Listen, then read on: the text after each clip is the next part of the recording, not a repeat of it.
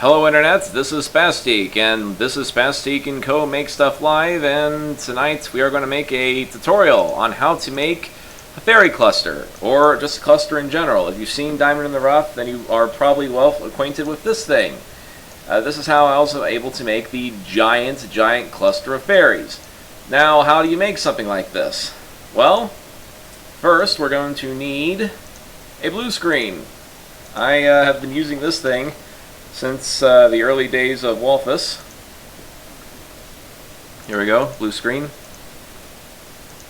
This is how I'm able to, that's how I made the Fight in India edition and other things.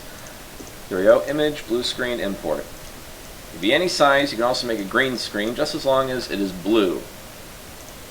Now, let's see. I need an example of a cluster, like an army to make. What would you like to see? An army of prinnies? That'll be real easy, actually. The prinnies are blue, and, oh yeah. I use the blue background for stuff with alpha channel. Like, if you'll notice the fairies... Oh, whoops, that's another blue screen. Like, the fairies, you'll notice that they, let's see. Though Cherno's a little harder because she has blue wings. But for fairies like, say, there we go, Star Sapphire. Yeah, in GIMP you would set alpha channel and cut all this stuff out. What was that? Star Sapphire has a blue dress, though. Oh, she does. Oh yeah. Oh yeah, good point. You probably want Sunny. I guess it's only if you're chroma keying it does it really count. So let's see.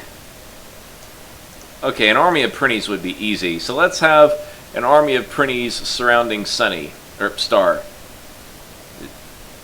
In context, to the people just joining us or watching this on YouTube or wherever, I have had very little sleep lately. So here we go. Let's get a nice big army of prinnies.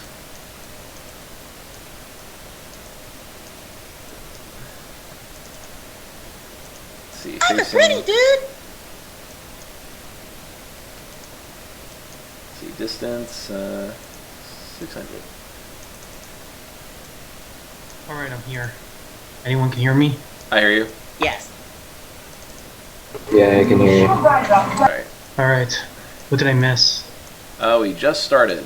Someone requested we make an army of prinnies, so we're going to start out with an army of prinnies to show you how to make a basic cluster, or like a PNG image. Now, if Army of prinnies. Oh wait, army of prinnies, roll out. Aye, dude. Now, if we were to open this thing in create.swf every single time, it would take a crap load of memory. But luckily, we're going to make an image of it that's going to save a crap ton of memory. So in this case, you go into GIMP, and to the folks watching, I have a super old version of GIMP. Though I heard the recent one actually gets the GUI, it's actually looking like Photoshop. Oh wait, so the reason why you're putting them on a blue screen is because you can cut out the background later using the magic wand tool? Yes. They can also, if the blue screen is only for stuff with transparency like fairies. For stuff like prinnies, actually, we can turn off the opacity and put it on a white background. And of course, we can access it later. Okay, so GIMP's open. Let's create from a screenshot. Grab a single window. Grab the create.swf window. And here we go. That's our window.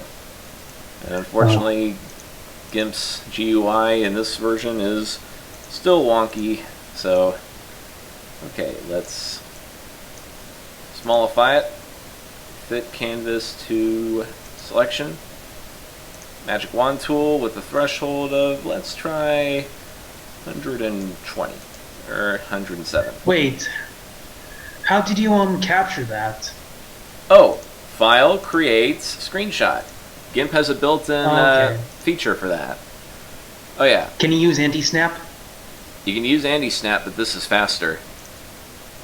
Anyway, let's see. Oh yeah, we forgot one important thing. Layer, transparency, add alpha channel. Bam sauce. And now, Control X, voila. Now let's see if the threshold is just right. We're going to zoom in. Looks like it's just right. And another way to tell is to make a new layer and fill it in with both black and white to see what happens. We're going to fill it in with black since it's on a white background.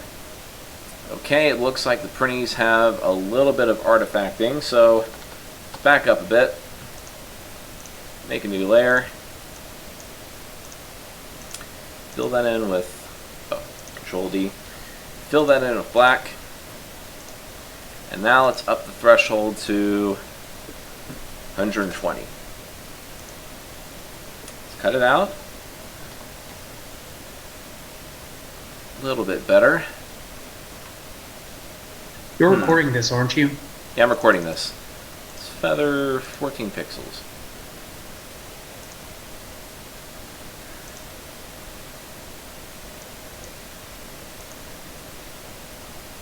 Yeah, a lot of this is trial and error.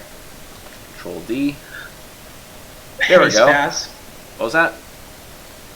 Okay, well, if you want to get rid of, I know that the clusters are pixelated, so can't you, if you have a tablet or whatever, can't you just go in and use the eraser and erase the white lines? Yeah, it is possible. Though right now I'm trying to figure out a way to just get rid of the white via the feathered edges technique. Well, it makes it look a nice shading, what I got so far, but that's not what I'm going for. Let's try this again. Okay. Because usually what I do when I'm making customs is if I have a background, I usually up the threshold, I cut the background, and then whenever I see white spots, I just erase the white spots using a pen and a tablet, and I go in and erase each pixel until there's no more white. Oh yeah, but for something as complex as this, it's a little more difficult. Because, like, there's so many objects and so much you need to clean up. Okay. It will take longer then. Yep. Okay, I understand. I guess it's because I'm so used to drawing pixel art that I didn't realize about that technique.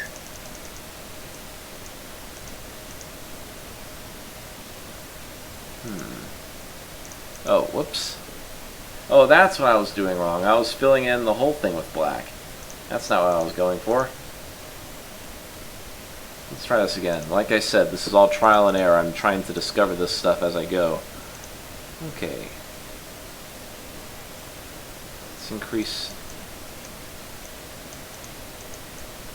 Yeah, right now I'm fiddling around with the threshold and the feathering settings. In Photoshop, it's much more smoother.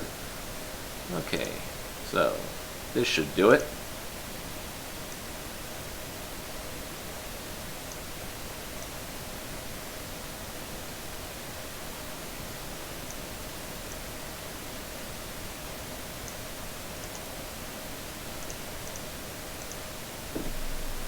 Let's see, nope. Okay, let's try this with a higher threshold. Let's try 130. Oh, whoops. Get rid of feathered edges. Nope, still nothing. 150. No, now that starts selecting the characters. 140? Yeah, 140 seems to do it. For printies, at least. Uh-oh. This one got away. Wait, so basically different thresholds work with different objects when you're trying to do something like that? Yeah, it judges the distance between white and black and other different colors. So the more, which is it, more white or black, the lower or higher threshold? Well, if there's a lot of colors, then... Well, the lower the threshold, like with MS Paint, the threshold's like 0, so if it's even like one shade of blue off, it's not going to select it. But the higher the threshold, the more shades it is off from the color, then the more leeway it'll have. So let's auto...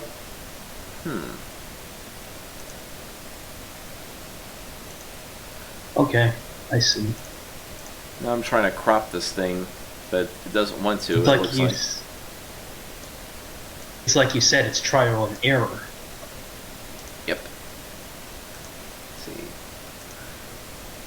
Experimentation. So, if I find a certain threshold, would it help to take note of for that object to what threshold you cut? Now that's overthinking it. What threshold? That's overthinking it. Is it worth overthinking it? Oh, so I shouldn't take note of what threshold I should put for each object? Yeah, you experiment with it. Oh, okay, there's no certain threshold for every object. You basically pick what's close to it. That's why I say like around 120, as opposed to Around? 120 exactly. Okay, so, alright, so even if you have the same image and you want to use the same threshold, it may or may not remove all the white lines. Well, still, it will look good. Like, we're about to test out our little printy cluster in a second. So, Alrighty. let's see. Let's get rid of this. And now, printy cluster 1.png. And voila, we have our printies. And now let's put them on a background. And they look pretty good. I'm gonna have to rewatch this later. In fact, when you zoom in and create wait, how come .swf... 5 of them disappeared? Oh, those are the objects. Like, the stream should catch up, but basically, oh yeah, the white actually kind of disappears when it gets into create.swf, so you barely even notice it. Put them on a dark background and they look just fine. And, of course, let's see. Pretty army.png. Oh. Rolling. And because of this, we can have as many printies as we want without bogging down create.swf. So what would normally take like... If you put the, Huh? If you put them... How many, objects would it have to take to make create.swf crash? Like, if you were to do those printies one by one, how much would it take for them to make create.swf explode or crash? Think about maybe 100, 200. But now, okay, check it out. Let's see. Each printing cluster is, let's see, 4, 8, 12, 16, 18, about 19 printies. So and we have, let's see, it says 12 snapshots, but I've already had several before, so this is about how many printies it would take to crash create.swf, and yet we have about, yeah, we have about 100 printies on screen. And we can just keep adding them willy-nilly. And it doesn't lag it whatsoever. Would that be... Huh? Okay. Okay, so basically, would this be the right amount? If you were to do this one by one, so would this be the amount it would take for create.swf to crash? Yeah, and check it out. Flash Player is only using 3% of my CPU right now. And when you're done, let's see. Stage, clear, screenshots. Bam. And let's see, how many minutes? We are up to 14 minutes. Okay, so if we wanted to do fairies, here's what we would do. That's why I needed the blue screen earlier. And because I cleared the screenshots, we're going to have to start over. So, blue screen. Oh yeah, stream is lagging, so I'm not up to that point yet. Ooh, here's the original blue screen test. Yeah, this is what I recorded in Cam Studio for Indie Edition. Because this also works for videos too. And then eventually it turned into this.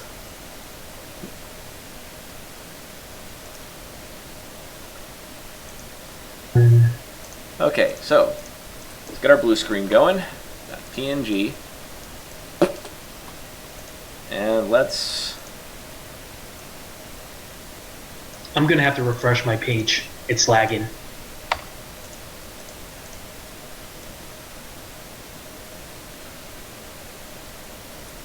Also, this next technique I'm going to do can also teach you how to create clusters in GIMP. This is actually what I did for the Gmod experience. I learned this all the way back about roughly 9 years ago. So if we go to Pictures, Gmod experience, and let's see. Oh yeah, big final battle between the Mingebag army. All of these Garry's Mod models, all done in Photoshop, and there's about, let's see, almost 1,000 Mingebags in this shot. Then we have over 1,000 Spaztiques. Then the big final gag is we have this slow zoom out, where it's like so many models you can't see any of them anymore. And then Garry's Mod crashes. Will you ever get back to Garry's Mod? I want to one day, and there are plans for more future Garry's Mod stuff. So, let's see. Is it Possible for what? Is it possible for you to animate Max Magnum in Garry's Mod? Yes, but create.swf would probably be faster. Because, okay. I did Garry's Mod comics, not videos, and these days it's all about the videos. It's all about the videos. Didn't you do one or two Garry's Mod videos, like your very early videos? Yeah. I had the ultimate retarded Combine sitcom, made at the peak of the quote-unquote retarded Combine comics, where it was basically Metro cops screwing around, not doing their job, and I made, that one, just another one that was kind of like a ridiculous pastiche of all those. And then for the Gmod experience 2, I made, where is it? Page 4, here we go. Milton the Retarded Combine, who is literally so dumb that he chokes on his own saliva, and the skit ends prematurely. What was that one video about a life of a member of a PHW server or whatever the heck that is? That is a reference to an old video series called The Adventures of Garry, which is about the guy who made Garry's Mod, who loved banning people for a time. And it was known for its really rudimentary animations and its over-the-top voices. Like, the first line of the whole series is, "Hi everybody, my name's Garry, and I have cancer." And it gets more ridiculous as it goes on, and and later it's about the adventures of them banning the people who actually are the menaces to the forums. And there's a classic episode. Oh, yes? Is that why you acted so you voice acted so badly in that video? Yep. Hey, do you think we should show the people the video after this tutorial? Sure. Anyway, here, in fact, I can even show the original Adventures of Garry, which actually shaped my sense of humor very much. Like, that series had a huge impact on me as far as comedy goes. Anyway, back to the tutorial. Okay, here we have Star Sapphire, and we have 2 copies of the layer. So on this first layer, we're simply going to cut the blue screen.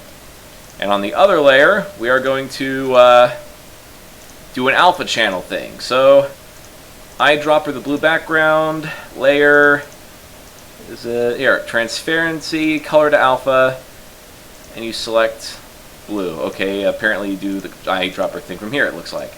Hit OK. Oh. What the? Apparently it's doing every color but blue. That's odd. Transform, stack. Yeah. Blue. Yeah, there we go.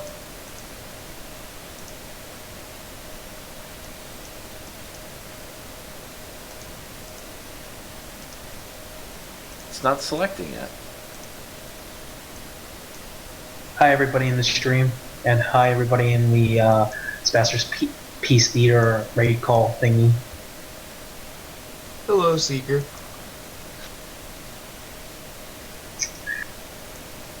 Oh, well, what the heck? What's happening? It's selecting every color but blue. Were you trying to cut it out? Yeah, it's normally it just goes blue. I don't know what's going on here. Oh, there we go. So what Okay. happened? I have no idea. Okay. Oh, whoopsie doodle, I forgot. I'm supposed to cut out the wings on this layer. So, Control X, Control X, Control X, Control X.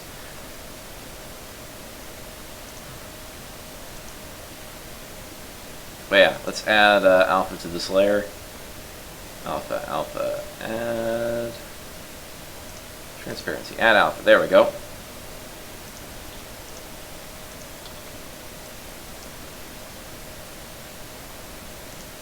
Okay.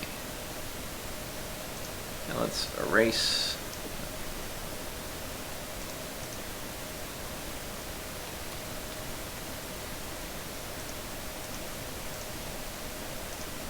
Let's erase this.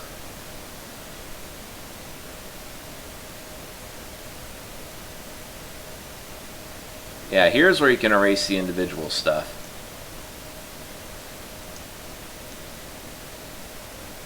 Yeah, remember, I turned up the I normally turn up the threshold so high it gets around the wings. Then you desaturate the background. Let's try by luminosity. Merge the layers. And voila, we have a fairy on a background. So what do we do with this? Copy. Oh, that's cut. Well, let's make a new image and make it 640 by 480. Again, this is the technique that has lasted me for 9 years. Paste, resize,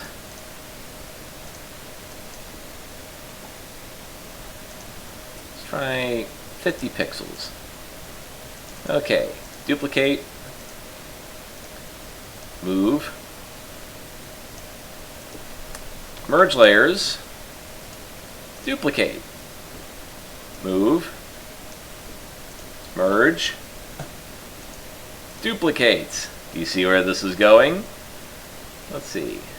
Move, merge, duplicate, move, merge, duplicate. And you can do this in any direction you want.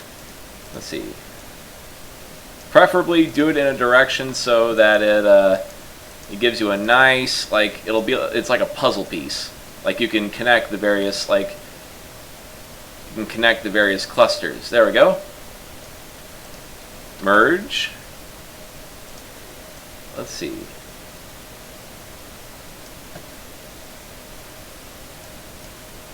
Yeah, since it's a new layer, we can make it much larger. So, there we go. And I'm back. Go back, fit canvas to layer. Duplicate. And it fits like a puzzle piece. And fit canvas to layer. Yeah, and here's one example of the many large clusters you can make. Duplicate, and it'll fit like a puzzle piece. Merge, fit canvas to layer, and you can make it as large as you want. Let's see, how big is this image? It's a bit too large. Let's scale it down to 800.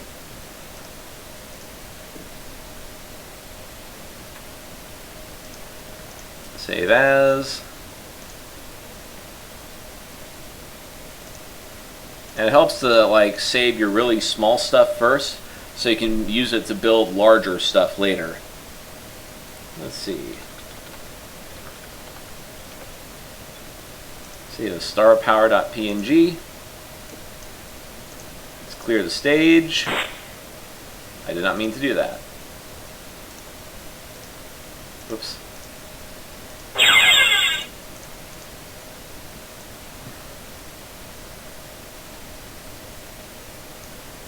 Get rid of untitled. We don't need untitled. We don't need no sneaking badges. Clear stage. Okay. Star power.png. And there we go. Star power.png. We have at least 100 fairies on screen now. And they snap together. See?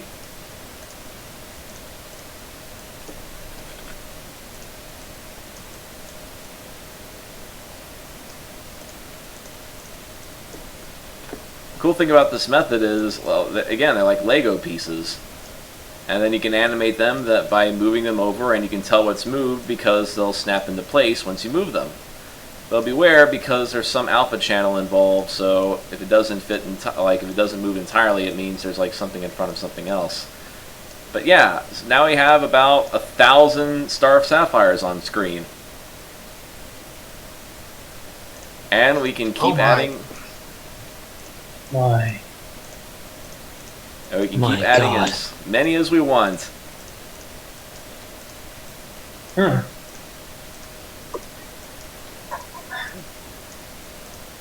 So wait. Do you know basically the clusters take up less space than if you put them individually. Why is that? Because you're Stupid only loading it's a concept called raster graphics versus vector graphics. A PNG is raster graphics. If you zoom in really close, you'll see that it starts to blur. Whereas the in create.swf stuff is called vector graphics. It's all made mathematically. Like you can zoom in infinitely and it'll still maintain its level of sharpness because all of these are lines created by Flash. It's like you'll notice like this is a perfect vector because this is a line in Flash. It's made mathematically. Whereas a PNG image is a bunch of dots. Well, basically a bunch of dots. There's like advanced coding and stuff that goes into it. But to create something in Flash, every single line needs to be calculated to make this character. And when you have this many characters on screen at once, you have to do the same formula that goes into this single Flash character over and over for every single instance. Whereas if you have PNGs, it's just a bunch of dots, a bunch of pixels. Oh, okay. So if you were to put 1,000 of those Star Sapphires individually, it takes up much more space because it's much more file heavy or whatnot.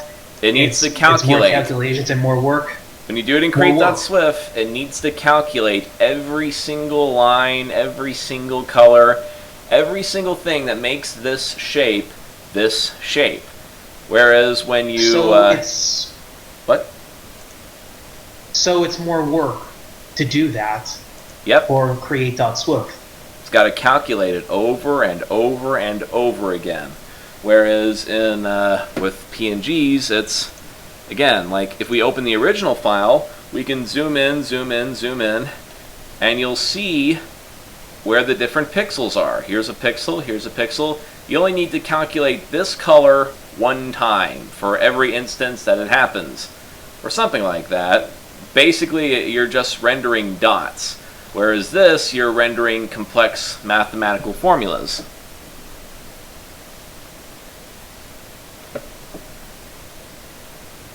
And I think that about wraps it up for how to make clusters. So Spaz? Okay. Yes? So whenever you make a spell card in Walfus, and you go and show it off, you make the cluster and then you save it as an image and then import it back into Walfus. Yeah, that's another way to do it. In fact, you can make a really, really huge cluster by just taking clusters and altering it in Photoshop or GIMP. I see. using that same technique of copy, paste, duplicate layer, move it, merge layer, duplicate layer, merge layer, and you keep doing that until you have like so many objects that it's mind-boggling. Because I've just been using the default clusters. Oh yeah, that's how a lot of people do it. One of these days, someone's going to And get the idea.